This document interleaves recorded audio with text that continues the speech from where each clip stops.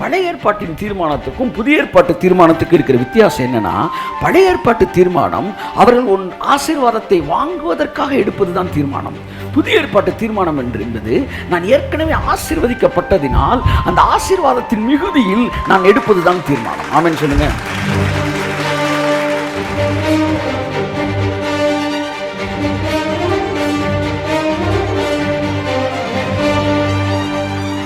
பழைய ஏற்பாட்டு தீர்மானம் புதிய ஏற்பாட்டு தீர்மானம் வித்தியாசம் இருக்குது. பழைய ஏற்பாட்டு தீர்மானம் விட முடியாதை விட வேண்டும் என்று சொல்லி முடிவெடுப்பது, அவன் விட போறதும் கிடையாது. புதிய ஏற்பாட்டு தீர்மானம் என்பது, பழைய ஏற்பாட்டு தீர்மானம் it is connected with will power. புதிய ஏற்பாட்டு தீர்மானம் இட்ஸ் கனெக்டட் வித் டிசையர், அது ஆசையோடு இணைந்தது. உங்க விருப்பத்தில் ஒரு தீர்மானம் எடுக்கிறீங்க, இனிமே இப்படி பண்ணணும்டா அப்படின்னு.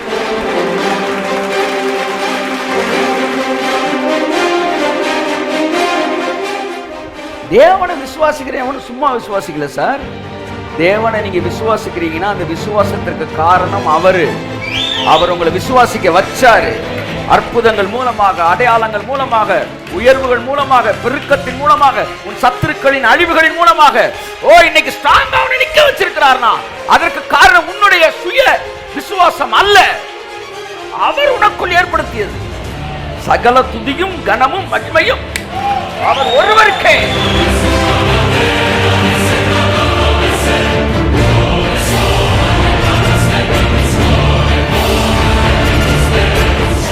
தேவனுடைய வல்லமையை உங்கள் வாழ்க்கையிலே கொண்டு வரக்கூடிய மிகப்பெரிய சக்தி என்னன்னா, நீங்கள் எடுக்கிற தீர்மானம்.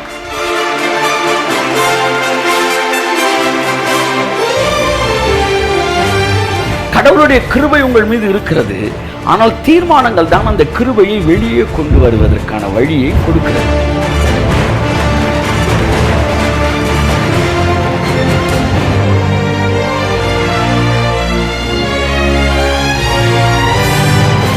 ஒரு ஊத்துல தண்ணி வந்துகிட்டே இருக்கு,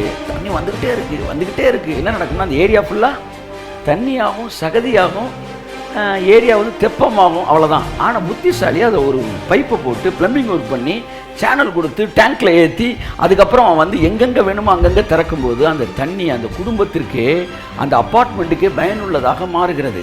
ஏன்னா அவன் தண்ணியை சேனலைஸ் பண்ணிட்டான். அப்படித்தான் உங்கள் எல்லோருக்குள்ளேயும் கிருபை ஊற்று மாதிரி வந்துக்கிட்டே இருக்கு. ஆனால் நீங்கள் எடுக்கிற தீர்மானங்கள் அது ஒரு பைப் மாதிரி அழகாக வெளியே கொண்டு வந்து உங்கள் வாழ்க்கைக்கு அந்த கிருபையை பயனுள்ளதாய் மாற்றி கொடுக்கிறது. இதுதான் தீர்மானம்.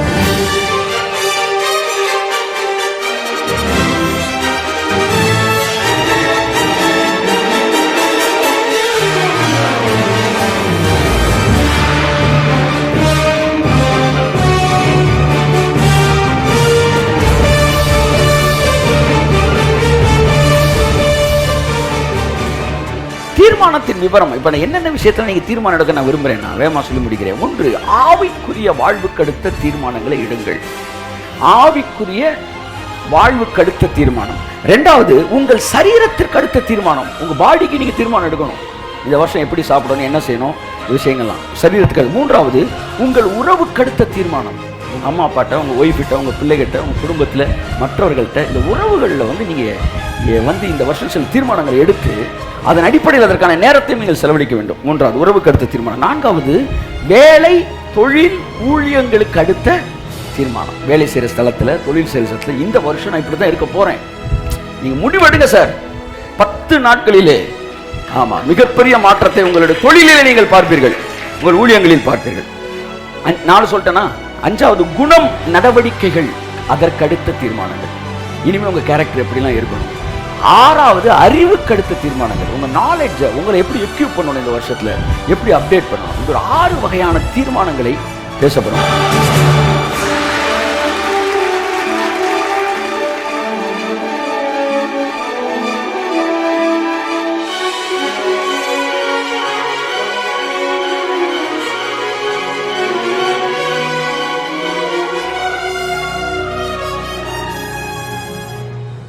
தானியேல் 1ஆம் அதிகாரம் 8ஆம் வசனம். தானியேல் 1:8. தானியேல் ராஜாவின் போஜனத்தினாலும் அவர் பானம் பண்ணும் திராட்சை ரசத்தினாலும் தன்னை தீட்டுப்படுத்தலாகாதென்று தன் இருதய தீர்மானம் பண்ணிக்கொண்டு எல்லாரும் சேர்ந்து சொல்லுங்க, எல்லாரும் சேர்ந்து சொல்லுங்க. தன் இருதயத்தில் தீர்மானம் பண்ணிக்கொண்டு தன்னை தீட்டுப்படுத்தாதபடி பிரதானிகளின் தலைவனிடத்தில் வேண்டிக் கொண்டார். அண்டர்லைன் தி வேர்ட், தன் இருதயத்தில் தீட்டுப்படுத்தாதபடி, தன் இருதயத்தில் தீர்மானம் பண்ணிக்கொண்டு. ஆமென் சொல்லுங்க. தீர்மானம் பண்ணுவது என்பது ஒரு it's a blessing. It is the channel which brings out the power of God. தேவனுடைய வல்லமையை உங்கள் வாழ்க்கையிலே கொண்டு வரக்கூடிய மிகப்பெரிய சக்தி என்னன்னா நீங்கள் எடுக்கிற தீர்மானம். கடவுளுடைய கிருபை உங்கள் மீது இருக்கிறது, ஆனால் தீர்மானங்கள் தான் அந்த கிருபையை வெளியே கொண்டு வருவதற்கான வழியை கொடுக்கிறது. ஒரு ஊற்றுல தண்ணி வந்துக்கிட்டே இருக்கு, என்ன நடக்கும்னா அந்த ஏரியா ஃபுல்லாக தண்ணியாகும், சகதியாகும், ஏரியா வந்து தெப்பமாகும், அவ்வளோதான். ஆனால் புத்திசாலி அதை ஒரு பைப்பை போட்டு ப்ளம்பிங் ஒர்க் பண்ணி சேனல் கொடுத்து டேங்க்கில் ஏற்றி அதுக்கப்புறம் அவன் வந்து எங்கெங்கே வேணுமோ அங்கங்கே திறக்கும்போது அந்த தண்ணி அந்த குடும்பத்திற்கே அந்த அப்பார்ட்மெண்ட்டுக்கே பயனுள்ளதாக மாறுகிறது. ஏன்னா அவன் தண்ணியை சேனலைஸ் பண்ணிட்டான். அப்படித்தான் உங்கள் எல்லோருக்குள்ளேயும் கிருபை ஊற்று மாதிரி வந்துக்கிட்டே இருக்குது. ஆனால் நீங்கள் எடுக்கிற தீர்மானங்கள் அதை ஒரு பைப் மாதிரி அழகாக வெளியே கொண்டு வந்து உங்கள் வாழ்க்கைக்கு அந்த கிருபையை பயனுள்ளதாய் மாற்றி கொடுக்கிறது. இதுதான் தீர்மானம். பழைய ஏற்பாட்டின் தீர்மானத்திற்கும் புதிய ஏற்பாட்டு தீர்மானத்துக்கு இருக்கிற வித்தியாசம் என்னன்னா, பழைய ஏற்பாட்டு தீர்மானம் அவர்கள் ஆசீர்வாதத்தை வாங்குவதற்காக எடுப்பதுதான் தீர்மானம். புதிய ஏற்பாட்டு தீர்மானம் என்பது நான் ஏற்கனவே ஆசீர்வதிக்கப்பட்டதினால் அந்த ஆசீர்வாதத்தின் மிகுதியில் நான் எடுப்பதுதான் தீர்மானம். ஆமென் சொல்லுங்க. புரியுதா? புரியல? உங்களுக்கு புரியலன்னா ஒரு மாதிரி சொல்கிறேன். அதாவது ஒருத்தன் கடனை வாங்கி காரை நிப்பாட்டிட்டு சொல்கிறான், கர்த்தர் என்னை ஆசீர்வதித்தார்ன்றான். சரியா? இன்னொருத்தன் சொல்கிறான், கர்த்தர் என்னை ஆசீர்வதிச்சு பணம் ஓவராக இருந்தாலும் ஒரு கார் வாங்கியிருக்கிறேன். கை தட்டுங்க. ரெண்டு வித்தியாசம் இருக்கா? ஒருத்தன் காரை வாங்கிட்டு கார் ஆசீர்வாதம்ன்றான், ஒருத்தன் ஆசீர்வாதத்தை வாங்கிட்டு ஆசீர்வாதம் ஒரு 50 கோடி ரூபா பேங்க்கில் கிடக்கு, நான் 1.5 கோடி ரூபாய்க்கு ஒரு கார் வாங்குறேன். இது எப்படி இருக்கு? இதுதான் புதிய ஏற்பாட்டு தீர்மானம். உள்ள ஓடுது, அபிஷேகம் ஓடுது, கிருபை ஓடுது. இந்த கிருபை என்னடா செய்யறதுக்குன்னு யோசிச்சு இது அழகா இப்படி யூஸ் பண்ணலாமேன்னு ஒரு சேனலை போடுறேன் நான். ஆமென் சொல்லுங்க. That is new கவர்னன்ட், new testament decision making. Decision making என்ன செய்யுதுன்னா கிருபையை சேனலைஸ் பண்ணுகிறது. எல்லாம் சொல்லுங்க. பாயிண்ட் நம்பர் 1, டெசிஷன் மேக்கிங் என்ன செய்யுது?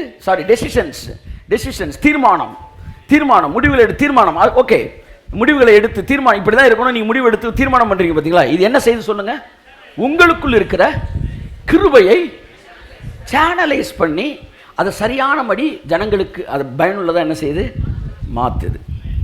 யோனா சொல்கிறான், அநேகர் தங்களுக்கான கிருபையை போக்கடிக்கிறார்கள். தண்ணியை சில கார்பரேஷன் பைப்பில் திறந்து விட்டால் சும்மா ஓடிக்கிட்டே இருக்கும் பாருங்க. அந்த ரோட்டில் எவனுமே அடைக்க மாட்டான். தண்ணி வேஸ்ட்டாக போய் ஏரியாவை காலி. அப்படி தான் கிருபை வந்து சிலருக்கு வந்துக்கிட்டே இருக்கு. எல்லாருக்கும் ஒரே மாதிரி கொடுத்துட்டாரு. ஆனால் புத்திசாலியோ அதை மொண்டெடுப்பான். அப்படி இருக்கு பைபிள் இருக்கு. சரி, நான் கேட்குறேன், உங்களுக்குள்ள எவ்வளோ கிருபை தேவன் கொடுத்துருக்கிறாரு? நீங்கள் தீர்மானம் எடுத்து பாருங்களேன். அந்த கிருபை அந்த தீர்மானத்தின் வழியாக பாஞ்சு வெளியே வரும் பாருங்க. ஃபோர்ஸாக வெளியே வரும், ஆசீர்வாதமாக வெளியே வரும். கர்த்தருடைய வல்லமை அந்த சேனல் வழியாக வெளியே பாய்வதை நீங்கள் பார்க்க முடியும். தீர்மானங்கள் ஒன்று தேவனுடைய வல்லமையை வெளியே கொண்டு வருகிற சேனல்ஸாக இருக்கிறது. ரெண்டாவது, உங்களை இது செதுக்குகிறது. You will be a complete man. தானியேல் 1:8. தானியேல் 1:8. தானியேல் ராஜாவின் போஜனத்தினாலும் அவர் பானம் பண்ணும் திராட்சை ரசத்தினாலும் தன்னை தீட்டுப்படுத்தலாகாதென்று தன் இருதயத்தில் தீர்மானம் பண்ணிக்கொண்டு. எல்லாரும் சேர்ந்து சொல்லுங்க. தன் இருதயத்தில் தீர்மானம் பண்ணிக்கொண்டு தன்னை தீட்டுப்படுத்தாதபடி பிரதானிகளின் தலைவனிடத்தில் வேண்டிக் கொண்டார். அண்டர்லைன் தி வேர்ட், தன் இருதயத்தில் தீட்டுப்படுத்தாதபடி, தன் இருதயத்தில் தீர்மானம் பண்ணிக்கொண்டு. ஆமென் சொல்லுங்க. தீர்மானம் பண்ணுவது என்பது ஒரு it's a blessing. It is the channel which brings out the power of God. தேவனுடைய வல்லமையை உங்கள் வாழ்க்கையிலே கொண்டு வரக்கூடிய மிகப்பெரிய சக்தி என்னன்னா நீங்கள் எடுக்கிற தீர்மானம். கடவுளுடைய கிருபை உங்கள் மீது இருக்கிறது, ஆனால் தீர்மானங்கள் தான் அந்த கிருபையை வெளியே கொண்டு வருவதற்கான வழியை கொடுக்கிறது. ஒரு ஊற்றுல தண்ணி வந்துக்கிட்டே இருக்குது. என்ன நடக்கும்னா அந்த ஏரியா ஃபுல்லாக தண்ணியாகும், சகதியாகும், ஏரியா வந்து தெப்பமாகும், அவ்வளோதான். ஆனால் புத்திசாலி அதை ஒரு பைப்பை போட்டு ப்ளம்பிங் ஒர்க் பண்ணி சேனல் கொடுத்து டேங்க்கில் ஏற்றி அதுக்கப்புறம் அவன் வந்து எங்கெங்கே வேணுமோ அங்கங்கே திறக்கும்போது அந்த தண்ணி அந்த குடும்பத்திற்கே அந்த அப்பார்ட்மெண்ட்டுக்கே பயனுள்ளதாக மாறுகிறது. ஏன்னா அவன் தண்ணியை சேனலைஸ் பண்ணிட்டான். அப்படித்தான் உங்கள் எல்லோருக்குள்ளேயும் கிருபை ஊற்று மாதிரி வந்துக்கிட்டே இருக்குது. ஆனால் நீங்கள் எடுக்கிற தீர்மானங்கள் அதை ஒரு பைப் மாதிரி அழகாக வெளியே கொண்டு வந்து உங்கள் வாழ்க்கைக்கு அந்த கிருபையை பயனுள்ளதாய் மாற்றி கொடுக்கிறது. இதுதான் தீர்மானம். பழைய ஏற்பாட்டின் தீர்மானத்துக்கும் புதிய ஏற்பாட்டு தீர்மானத்துக்கு இருக்கிற வித்தியாசம் என்னன்னா, பழைய ஏற்பாட்டு தீர்மானம் அவர்கள் ஆசீர்வாதத்தை வாங்குவதற்காக எடுப்பது தான் தீர்மானம். புதிய ஏற்பாட்டு தீர்மானம் என்பது நான் ஏற்கனவே ஆசீர்வதிக்கப்பட்டதினால் அந்த ஆசீர்வாதத்தின் மிகுதியில் நான் எடுப்பது தான் தீர்மானம். ஆமென் சொல்லுங்க. புரியுதா? புரியல? உங்களுக்கு புரியலன்னா ஒரு மாதிரி சொல்கிறேன். அதாவது ஒருத்தன் கடனை வாங்கி காரை நிப்பாட்டிட்டு சொல்கிறான், கர்த்தர் என்னை ஆசீர்வதித்தார்ன்றான். சரியா? இன்னொருத்தன் சொல்கிறான், கர்த்தர் என்னை ஆசீர்வதிச்சு பணம் ஓவராக இருந்தாலும் ஒரு கார் வாங்கியிருக்கிறேன். கைத்தட்டுங்க. ரெண்டு வித்தியாசம் இருக்கா? ஒருத்தன் காரை வாங்கிட்டு கார் ஆசீர்வாதம்ன்றான். ஒருத்தன் ஆசீர்வாதத்தை வாங்கிட்டு ஆசீர்வாதம் ஒரு 50 கோடி ரூபா பேங்க்கில் கிடக்கு, நான் 1.5 கோடி ரூபாய்க்கு ஒரு கார் வாங்குறேன். இது எப்படி இருக்கு? இதுதான் புதிய ஏற்பாட்டு தீர்மானம். உள்ள ஓடுது, அபிஷேகம் ஓடுது, கிருபை ஓடுது. இந்த கிருபை என்னடா செய்யறதுக்குன்னு யோசிச்சு இது அழகா இப்படி யூஸ் பண்ணலாமேன்னு ஒரு சேனலை போடுறேன் நான். ஆமென் சொல்லுங்க. That is new கவர்னன்ட், new testament decision making. Decision making என்ன செய்யுதுன்னா கிருபையை சேனலைஸ் பண்ணுகிறது. எல்லாம் சொல்லுங்க. பாயிண்ட் நம்பர் 1, டெசிஷன் மேக்கிங் என்ன செய்யுது? டெசிஷன்ஸ் தீர்மானம் முடிவுகளை எடுத்து தீர்மானம். ஓகே, முடிவுகளை எடுத்து தீர்மானம் இப்படி தான் இருக்கணும், நீங்கள் முடிவு எடுத்து தீர்மானம் பண்ணுறீங்க பார்த்தீங்களா? இது என்ன செய்து சொல்லுங்க? உங்களுக்குள் இருக்கிற கிருபையை சேனலைஸ் பண்ணி அதை சரியானபடி ஜனங்களுக்கு அது பயனுள்ளதாக என்ன செய்யுது? மாற்றுது. யோனா சொல்கிறான், அநேகர் தங்களுக்கான கிருபையை போக்கடிக்கிறார்கள். தண்ணியை சில கார்பரேஷன் பைப்பில் திறந்து விட்டால் சும்மா ஓடிக்கிட்டே இருக்கும் பாருங்க. அந்த ரோட்டில் எவனுமே அடைக்க மாட்டான். தண்ணி வேஸ்ட்டாக போய் ஏரியாவை காலி. அப்படி தான் கிருபை வந்து சிலருக்கு வந்துக்கிட்டே இருக்கு. எல்லாருக்கும் ஒரே மாதிரி கொடுத்துட்டாரு. ஆனால் புத்திசாலியோ அதை மொண்டெடுப்பான். அப்படி இருக்கு பைபிள் இருக்கு. சரி, நான் கேட்குறேன், உங்களுக்குள்ள எவ்வளோ கிருபை தேவன் கொடுத்துருக்கிறாரு? நீங்கள் தீர்மானம் எடுத்து பாருங்களேன். அந்த கிருபை அந்த தீர்மானத்தின் வழியாக பாஞ்சு வெளியே வரும் பாருங்க. ஃபோர்ஸாக வெளியே வரும், ஆசீர்வாதமாக வெளியே வரும். கர்த்தருடைய வல்லமை அந்த சேனல் வழியாக வெளியே பாய்வதை நீங்கள் பார்க்க முடியும். தீர்மானங்கள் ஒன்று தேவனுடைய வல்லமையை வெளியே கொண்டு வருகிற சேனல்ஸாக இருக்கிறது. ரெண்டாவது, உங்களை இது செதுக்குகிறது. You will be a complete man. தீர்மானங்கள் எடுத்த மனிதனுக்கும் எடுக்காதவனுக்கும் 10 மடங்கு வித்தியாசம் இருக்கு. பைபிள் அழகா சொல்லுது. 1:15 வாசிமா. 1:15 தானியேல் 1:15. தீர்மானங்கள் எடுக்கும்போது என்ன நடக்குது தெரியுமா? எல்லாரும் கிருபை பெற்றவர்கள் தான். ஆனால் தீர்மானம் எடுத்தவனுக்கும் தீர்மானம் எடுக்காமல் கிருபை பெற்றவனுக்கு வித்தியாசம் என்னன்னா, வாசிங்க. 10 நாள் சென்ற பின்பு 10 நாள் இங்க சொல்லுங்க. நீங்க தீர்மானம் எடுத்துட்டா எத்தனை நாள் வித்தியாசம் தெரியுமா? மச உட்கார்ந்து கையை தட்டணும். 10 நாள் வித்தியாசம் தெரியும் சாரு. ரொம்ப சீரியஸா சொல்றேன். நீங்க ஒரு தீர்மானத்தை எடுத்து ஒரு ஜெபம் பண்றது, இல்லை பைபிள் வாசிக்கிறது, இல்லை வந்து கொடுக்கறதுல ஏதோ ஒன்று தீர்மானம் எடுங்களேன், 10 டேஸ்ல வித்தியாசம் தெரியும். இங்கே ஒரு சாத்ராக் மேஷாக் ஆபேத்ரோம் 4 பேர் தானியேல் இவங்க தீர்மானம் எடுத்தாங்களாம். எடுத்த உடனே வித்தியாசம் எத்தனை நாளில் தெரிஞ்சிச்சு? 10 நாள். அதிகமல்ல சாரே, 10 நாள். வாசிங்க. 10 நாள் சென்ற பின்பு ராஜ போஜனத்தை புசித்த எல்லா வாலிபரை பார்க்கிலும் இவர்கள் முகம் கலை உள்ளதாயும் சரீரம் புஷ்டியுள்ளதாயும் காணப்பட்டது. நான் சொல்லவா? தீர்மானம் எடுங்களேன். ஜனவரி மாசத்துல 10 நாளைக்குள்ளே, ஜனவரி முடிகிறதுக்குள்ளேயே நீங்க மட்டும் தனியா ஷைன் பண்ணுவீங்க. It's true. உள்ள இருக்கிற அந்த கிருபை தான் இப்போ உங்கள்கிட்ட பேசிக்கிட்டு இருக்கு. அந்த தண்ணி எப்படி வந்து அணையை உடைக்குதோ அப்படி ஒரு சேனலை இப்போ உங்களுக்கு ஓப்பன் பண்ணிக்கிட்டு இருக்கு, உடைச்சு. நீங்கள் தீர்மானம் எடுக்கும்போது தீர்மானம்னா எனக்கு தெரிஞ்சு சிகரெட் குடிக்கிற நிப்பாட்டுறது, இப்போ தண்ணி அடிக்கிற நிப்பாட்டுறது, இவைகளை மட்டும்தான் தீர்மானம் நினைக்கிறான். தீர்மானம் என்பது இதுக்கெல்லாம் தாண்டி எவ்வளோ இருக்கு உங்களுக்குள்ள. அதாவது பழைய ஏற்பாட்டு தீர்மானம் புதிய ஏற்பாட்டு தீர்மானம் வித்தியாசம் இல்லை. பழைய ஏற்பாட்டு தீர்மானம் விட முடியாதை விட வேண்டும் என்று சொல்லி முடிவெடுப்பது, அவன் விட போகிறதும் கிடையாது. புதிய ஏற்பாட்டு தீர்மானம் என்பது, பழைய ஏற்பாட்டு தீர்மானம் it is connected with will power. புதிய ஏற்பாட்டு தீர்மானம் இட்ஸ் கனெக்டட் வித் டிசையர். அது ஆசையோடு இணைந்தது. உங்க விருப்பத்தில் ஒரு தீர்மானம் எடுக்கிறீங்க, சே இனிமே இப்படி பண்ணணும்டா அப்படின்னு. அதுக்கு பேர் தான் இப்போ வந்து நான் வந்து 50 வாரம் நான் பேச போகிறேன். 50 வாரமும் நல்ல ஃபார்மல் ட்ரெஸ்ஸாக போடணும்டா அப்படின்னு நான் நினைக்கிறேன்னா இது வில் பவரோட சேர்ந்ததா? டிசையர். இப்படி தான் இப்போ நீங்கள் தீர்மானம் எடுக்க போகிறீங்க. புரியுதா உங்களுக்கு? அப்போ தீர்மானங்கள் விருப்பத்தின் அடிப்படையில் வருவது புதிய ஏற்பாடு. ஆமாம், வலிமையின் அடிப்படையில் வருவது பழைய ஏற்பாடு. விருப்பம் எங்கே வருகிறதோ அங்கே வலிமை வந்துவிடும். ரொம்ப டயர்டாகி போய் ஒரு 5:30 மணிக்கு காலையிலேருந்து அந்த வேலை இந்த வேலைன்னு பார்த்து வீட்டுக்கு வந்து நல்ல ஒரு மணி நேரம் தூக்கத்தை போட்டுட்டு 4 மணிக்கு வந்துட்டு தூக்கத்தை போட்டு 5:30 மணிக்கு எந்திரிச்சு நம்ம கொஞ்சம் வேலையை பார்க்கணும்னு யோசிக்கிறேன். 4:30 மணிக்கு ஃபோன் பண்ணுறேன், நாங்கள் பழைய பிரிட்டோ ஸ்கூல் ஸ்டூடெண்ட்ஸ்லாம் ஒன்றா சேர்ந்துருக்குறோம், அதனால் வந்து உங்களை பார்க்கணும் விரும்புகிறோம், ஓல்டு ஸ்டூடெண்ட்ஸ் எல்லாம் சேர்ந்துட்டோன்னொன்னே வாங்க இந்த இடத்துல கேதர் ஆகிறோன்னு சொன்ன உடனே எங்கேருந்து தான் ஒரு எனர்ஜி வந்துச்சுன்னு தெரியல சார். உடனே குளியலை போட்டேன், கும்பிடு கிளம்புனேன், ஜல்லுன்னு போய் ஜல்லுன்னு கண்ணுன்னு இறங்கிட்டேன். அப்போ நான் யோசித்தேன் எங்கடா போச்சுன்னு டயர்ட். கத்தரை தான் சொன்னார், எப்போவுமே விருப்பம் வந்துருச்சுனாலே எனர்ஜி வந்துடும். அதனால்தான் அவர் தமது தயவுள்ள சித்தத்தின்படி உங்களுக்கு விருப்பங்களையும் செய்கைகளையும் உண்டு பண்ணுகிறவராய் இருக்கிறார். செய்கை எப்பொழுது வரும்? எப்பொழுது விருப்பம் வருகிறதோ அப்பொழுது செய்கை வரும். அவரே உங்களுக்குள் விருப்பங்களையும் செய்கைகளையும் உண்டு பண்ணுகிறவராய் இருக்கிறார். ஸோ டெசிஷன் மேக்கிங், டெசிஷன் எடுக்கும்போது, தீர்மானம் எடுக்கும்போது என்ன நடக்கும்னா நம்ம வந்து மற்றவங்களை விட எல்லாரும் ராஜபோஜனம் சாப்பிட்ற ஆளாக இருக்கலாம். இப்போ என்ன போஜனம் நீங்கள் சாப்பிட்டுக்கிட்டு இருக்கீங்க? ராஜபோஜனம் தான் சாப்பிட்டுக்கிட்டு இருக்கீங்க. கிரேஸ் வந்து ஒரு ராஜபோஜனம். எல்லா ராஜபோஜனம் சாப்பிட்றவங்களும் இந்த டெசிஷன் மேக்கிங்கோடு நீங்கள் போகும்போது you will be an outstanding personality.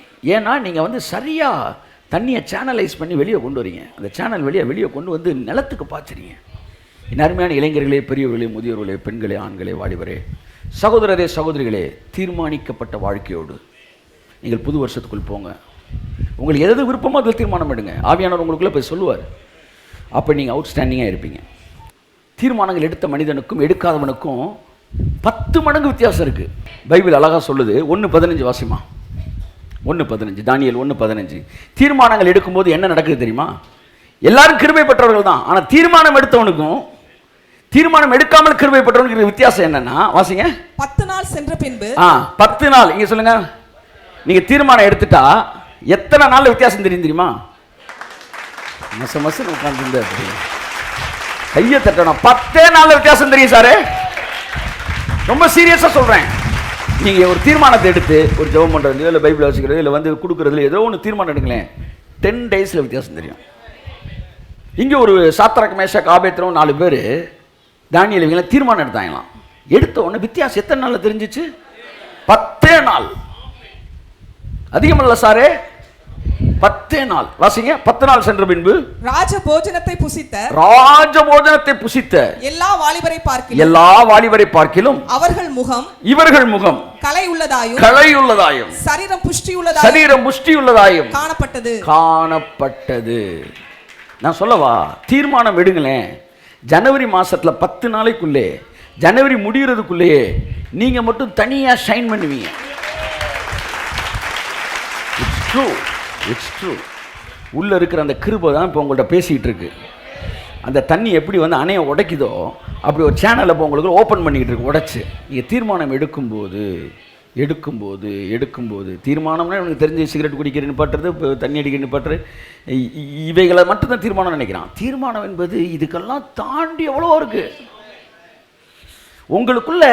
அதாவது பழைய ஏற்பாட்டு தீர்மானம், புதிய ஏற்பாட்டு தீர்மானம் வித்தியாசம் இல்லை. பழைய ஏற்பாட்டு தீர்மானம் விட முடியாதை விட வேண்டும் என்று சொல்லி முடிவெடுப்பது, அவன் விட போகிறதும் கிடையாது. புதிய ஏற்பாட்டு தீர்மானம் என்பது, பழைய ஏற்பாட்டு தீர்மானம் it is connected with will power.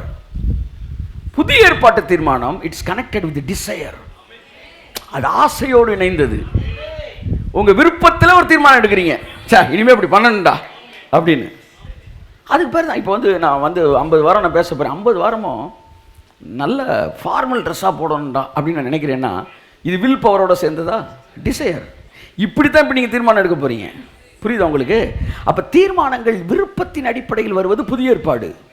ஆமாம், வலிமையின் அடிப்படையில் வருவது பழைய ஏற்பாடு. விருப்பம் எங்கே வருகிறதோ அங்கே வலிமை வந்துவிடும்.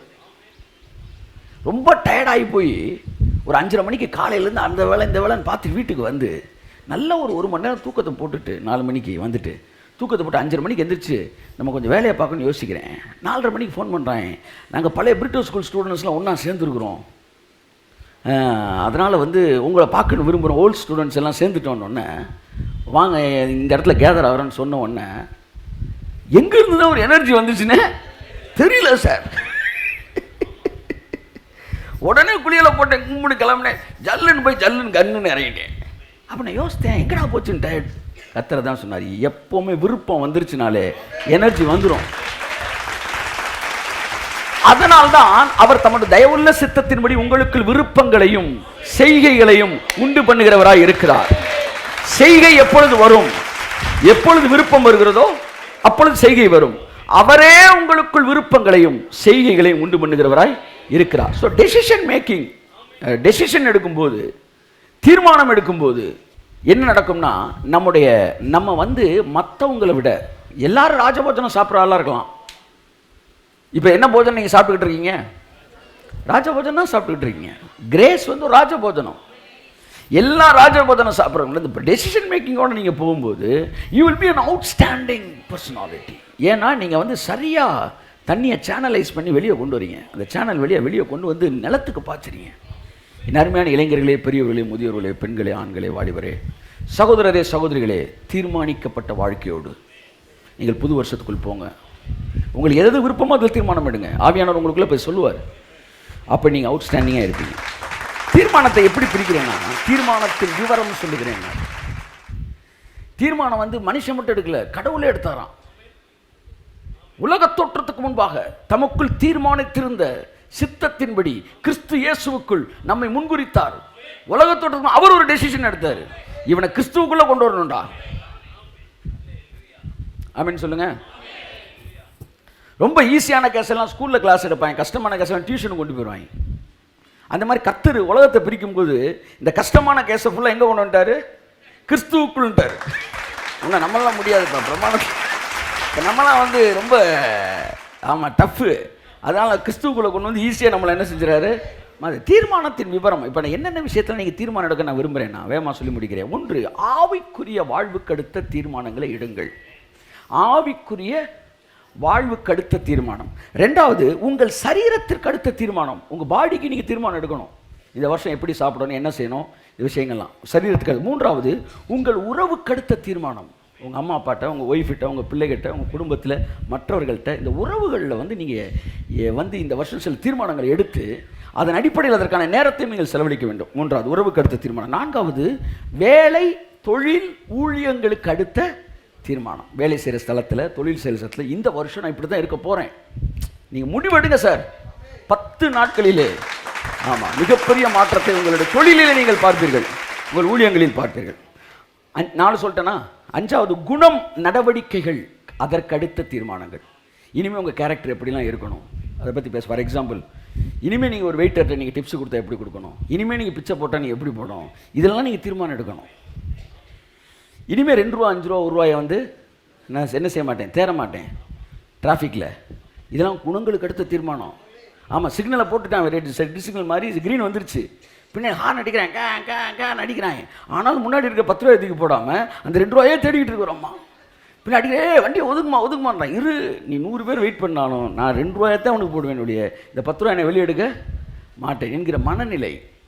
இதெல்லாம் கூட மாறுவதற்கு ஆவியானவர் இந்த வருஷத்தில் உங்களுக்குள்ள வேலை செய்ய போகிறார், நமக்குள்ள வேலை செய்ய போகிற பெரிய மாற்றத்தை நமக்குள்ள ஏற்படுத்த போகிறார். 6வது, அறிவுக்கு அடுத்த தீர்மானங்கள். உங்கள் நாலேஜை உங்களை எப்படி எக்யூப் பண்ணணும், இந்த வருஷத்தில் எப்படி அப்டேட் பண்ணணும், இப்படி ஒரு 6 வகையான தீர்மானங்களை பேசப்படும். ஒவ்வொருலையும் வந்து 10 கணக்கு இருக்கு எனக்கு. இதெல்லாம் பிரசங்கம் பண்ணாலும் வாசித்துக்கிட்டே போகிறேன். நீங்கள் கடை மைண்டில் என்ன செஞ்சுக்காங்க, எடுத்துக்காங்க. So you must take decision which is connected with your spiritual life. எப்போவுமே புது வருஷத்துக்கு போகும்போது ஸ்பிரிச்சுவல் லைஃபை கனெக்ட் பண்ணி நீங்கள் தீர்மானங்கள் எடுக்கணும். ஆவிக்குரிய வாழ்வுக்கு அடுத்த தீர்மானங்கள். ஏன் எடுத்தோன்னு ஆவிக்குரிய வாழ்வுக்கு அடுத்த தீர்மானம் எடுக்க வேண்டும் என்றால், உன் ஆத்துமா வாழ்கிறது போல நீ எல்லாவற்றிலும் வாழ்ந்து சுகமாக இருப்பாயின்னு. ஆகவே ஆத்துமா எந்த அளவு நீங்கள் கேர் எடுக்கிறீங்களோ மற்ற லைஃப்பில் ஆட்டோமேட்டிக்காக அதோட பயங்கரமாக வளர்ந்துடும். So you must take decision which is connected with your spiritual life. எப்போவுமே புது வருஷத்துக்கு போகும்போது ஸ்பிரிச்சுவல் லைஃபை கனெக்ட் பண்ணி நீங்கள் தீர்மானங்கள் எடுக்க. Number 1, take decision to read your Bible, whole Bible in order or orderly. தொடர்ந்து, அதாவது உங்களுடைய முழு வேதாகமத்தையும் இந்த வருஷத்தில் நான் வாசித்து முடிக்கணும் என்கிற ஒரு தீர்மானத்தை எடுத்து, முழுசாக வாசிக்கிறோமோ இல்லையோ ஆர்டராக வாசிக்கணும் அப்படின்னு முடிவெடுங்க. அதுதானே இல்லைன்றீங்களா? நீங்கள் ஆர்டராக வாசிக்கிறதுக்கு முடிவெடுத்து பாருங்கள். ஆவியானவர் எனக்கு ஒரு வார்த்தை சொன்னார், you will have plenty of spoken words or rhymic words. You will have. உனக்கு நீ அப்படி வாசித்தீன்னா உன் வாழ்க்கையில் தேவனுடைய சத்தத்தை, அதாவது ஸ்போக்கன் வேர்டை உனக்கு வந்து பஞ்சாக உனக்கு கிடைக்கும் தான்.